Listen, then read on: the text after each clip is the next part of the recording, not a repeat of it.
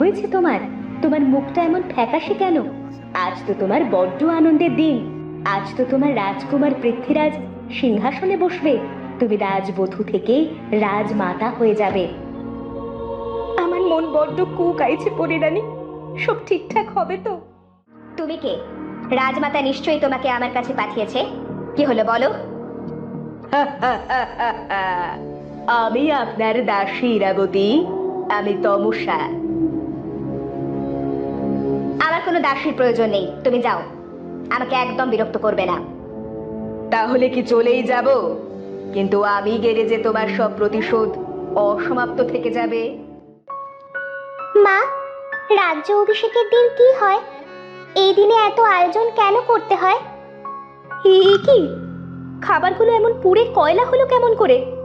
এগুলো তো সব সুন্দর করে গুছিয়ে রাখা ছিল। একটু পরেই ওরা এসে আহার গ্রহণ করবে। কি হবে এবার? আবার রান্না করতে হলে তো আরো বেশি সময় লাগবে। এবার আমরা কি করব মা? এমন তো হওয়ার কথা ছিল না। আড়ালে দাঁড়িয়ে পিশাচিনী তমসা সব দেখে বড্ড খুশি হয়ে সেখান থেকে চলে যায়। কি তমসা, কি অনিষ্ট করে এলে? তোমাকে এত খুশি দেখাচ্ছে কেন? শাহজাদির করা সব খাবার আমি পুড়িয়ে দিয়েছি। সবাই এবার ওর জয়গান নয়, বরং নিন্দা করবে। দেখোই না কি করি। তোমার পথের কাঁটা এবার নিজে থেকেই সরে যাবে। আমি কিছুতেই এদের সুখে থাকতে দেব না। আমার জেদ তো অন্য জায়গায়, কিন্তু তোমার এই রাজ্যের ওপর এত রাগ কিসের? তুমি কেন এই রাজ্যের ক্ষতি করতে চাইছো?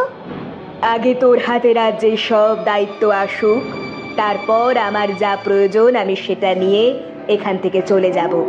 এসব রাজ্য দিয়ে আমার কিচ্ছু যায় আসে না। সেটা কি? কি নিতে এখানে এসেছো তুমি? সময় হলে সব জানতে পারবি। আগে দেখ না কি কি হয়।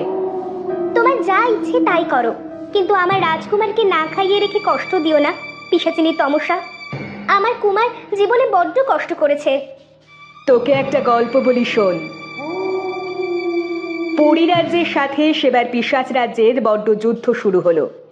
ওদিকে পিশাচদের তো অনেক ক্ষমতা, কিন্তু পিশাচ রাজকন্যা ভালোবাসতো পরিরাজকে। আর ওর এই ভালোবাসাই কাল হলো। পরিদের কাছে পিশাচেরা হেরে গেল। কিছু বুঝতে পারলি? না। মাথায় কিছু থাকলে তো বুঝবি। ওরে, শত্রুর ছায়াকেও বিশ্বাস করতে নেই। রাজকুমারকে আমি কিছুতেই আমার শত্রু ভাবতে পারবো না তমসা। এটা কোনো দিনও সম্ভব নয়। একে দিয়ে কিচ্ছু হবে না। ইতিহাস একবার যখন ফিরে এসেছে, তখন আর কিছুই করার নেই। এবার যা করার তা আমিই করব। বোকা মেয়ে একটা। ওদিকে ঈশান আর কাকাতুয়া এসে দেখতে পেল কাঠুরিয়া বড্ড কাঁদছে।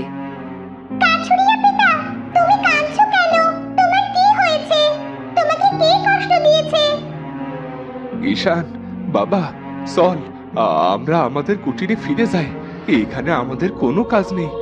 আমার কন্যা আমাকে পিতা বলে মনে করে না। এই কথা সত্য, কিন্তু সে মানুষ হিসেবেও আমাকে এতটুকু সম্মান করে না। এত অসম্মান সহ্য করার ক্ষমতা নেই আমার। কিন্তু বাবা, এরা তো তোমার একমাত্র কন্যা নয়। শেহজাদকেও তো তুমি নিজের কন্যা মনে করো। ওকে বিপদে ফেলে কেমন করে চলে যাবে বাবা? এত এত খারাপ খবরের মধ্যেও একটা ভালো খবর হলো, জাদুকর কাটাপ্পা ভৈরব তার লোভের কারণে পাথরে পরিণত হয়েছে। তাহলে তো সব বিপদের মেঘ সরে গেছে ঈশান। না বাবা, এখনো ভয়ানক বিপদের মাঝখানে দাঁড়িয়ে আছে সবাই।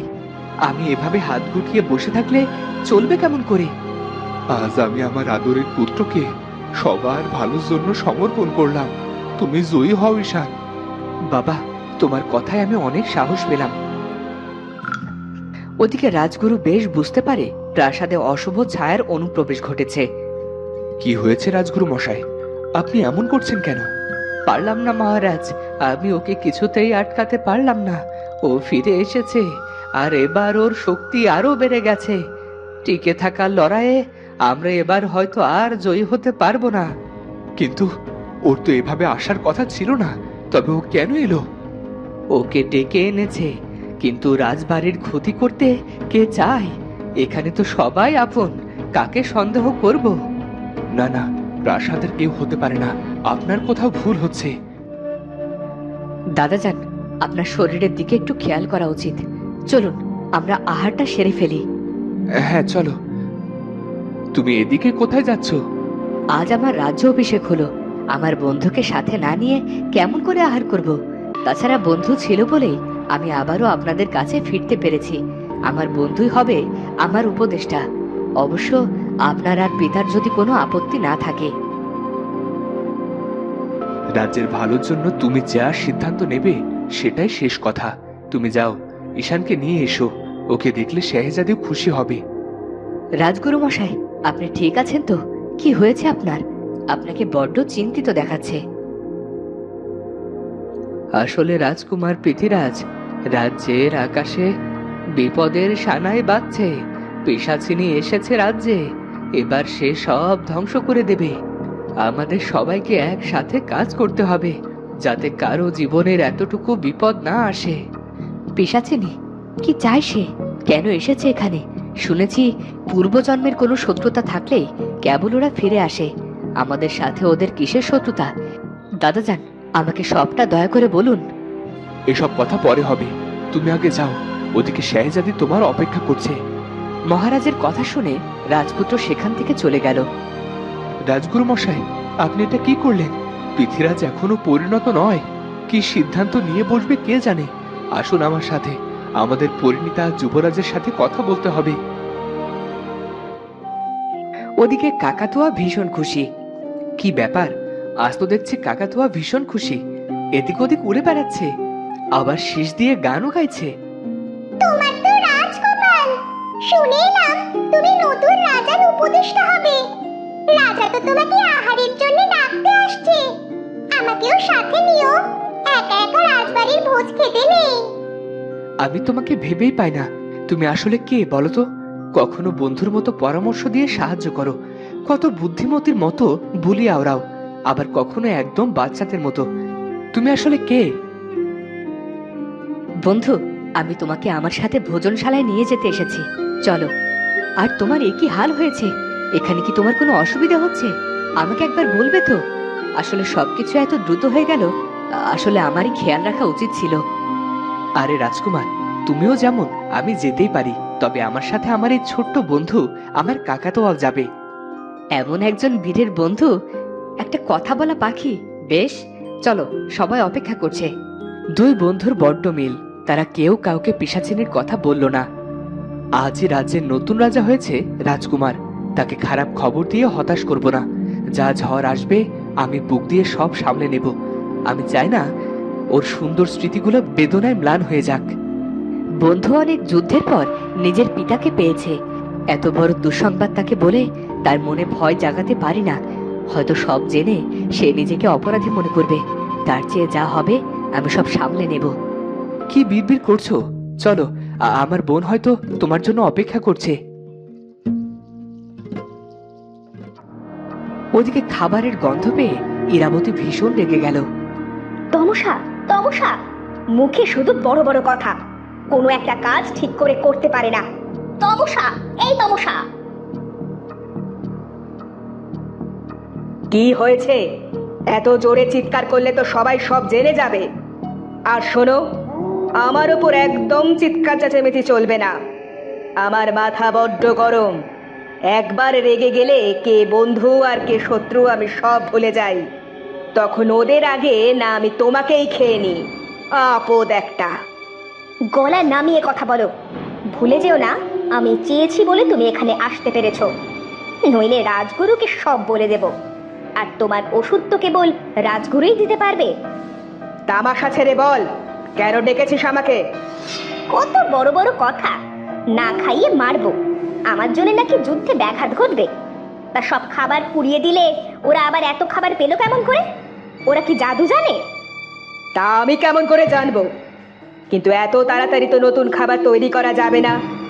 তাহলে কে সাহায্য করলো ওদের? শোনো, এসব আমার একদম ভালো লাগে না। যা করার তাড়াতাড়ি করো। আমার সবুর করে মেওয়া ফলানোর ধৈর্য নেই, তাই আমার ধৈর্যের পরীক্ষা নিও না। তুই কিন্তু ঠিক করছিস না। তোর জন্য যদি সব হাতছাড়া হয় তবে আমি তোকে ছাড়বো না। যার জন্য করি চুরি সেই বলে চোর। যাও তো যাও, তোমার সাহায্য আমার লাগবে না। আমার ঢের শিক্ষা হয়েছে, এবার যা করার আমি করব। হা হা হা হা হা। বোকা মেয়ে, তোর সাহায্য কে চায়? আমি শুধু সবার সামনে তোর মুখোশটা খুলে দেব। শোন, এই যুদ্ধ জয়ে তোর যেমন আমাকে দরকার, তেমনি আমারও তোকে প্রয়োজন। নিজেদের মধ্যে ঝামেলা করে কি হবে? ওদিকে পরিণীতা আর শেহজাদি পরিরানীর সাহায্য পেয়ে ভীষণ খুশি। ভাগ্যিস পরিরানী এসে সব খাবার ঠিক করে দিল, নয়তো সবাইকে না খেয়ে থাকতে হতো। কিন্তু খাবারগুলোর এমন দশা কে করলো? কে চায় আমরা যেন ভালো না থাকি? তার উত্তর তো আমাদের রাজগুরু মশাই বলতে পারবে। চলো, আর দেরি করা যাবে না। আর আজ সবাইকে তুমি খেতে দিও। আমি রাজগুরু মশাইয়ের সাথে কথা বলে আসছি। মা, আমার পাশে একটু থাকুন না। আপনি থাকলে বড্ড ভরসা পাই। তো বন্ধুরা, ইরাবতী আর তমসা এবার কি করবে? নাকি ওদের পরিকল্পনা করার আগেই রাজগুরুর পাতা ফাঁদে ওরা আটকে পড়বে? জানতে হলে অবশ্যই চ্যানেলটি সাবস্ক্রাইব করে বেল আইকনটি বাজিয়ে দিও। দেখা হচ্ছে পরের ভিডিওতে। ধন্যবাদ।